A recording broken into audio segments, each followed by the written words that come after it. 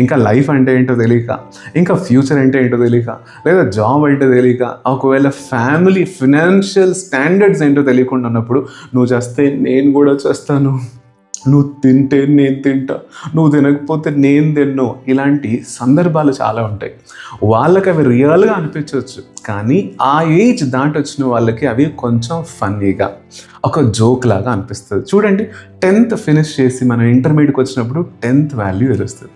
Intermediate finish చేసి BTech వచ్చినప్పుడు మన బీటెక్లో ఇంటర్మీడియట్ వాల్యూ తెలుస్తుంది. అలాగే బీటెక్ అయిపోయి ఒక జాబ్ చేస్తుంటే oh my god BTech life ఎంత బాగుంది అని అనుకుంటాం కదా. అలానే మన ఏజ్ క్రాస్ అయిన తర్వాత మనం ఒక ఈవెంట్ కానీ, ఒక యాక్సిడెంట్ కానీ, ఒక ఇన్సిడెంట్ క్రాస్ అయిన తర్వాత వాటి యొక్క అనుభవాన్ని తర్వాత తెలుసుకుంటాం, ఆ అనుభవాన్ని ఫీల్ అవుతాం. అప్పుడు we can understand, oh my god I should have studied well, నేను బాగా చదివి ఉండాల్సింది.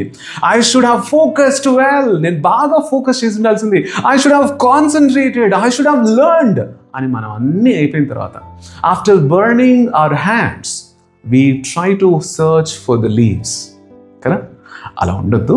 బేసిక్గా ఇలాంటి సందర్భాలు అందరి లైఫ్లో ఉంటాయి, కానీ ఒక 20% ఆఫ్ పీపుల్ ఉంటారు చూసారా, వాళ్ళు మాత్రం ఎప్పుడు ఫ్యూచర్ ఈవెంట్ని ముందే గెస్ చేసి, ఎక్స్పెక్ట్ చేసి, they will be ready for the next level target and next level battle. Okay, have a look here. నువ్వు చస్తే నేను చస్తా.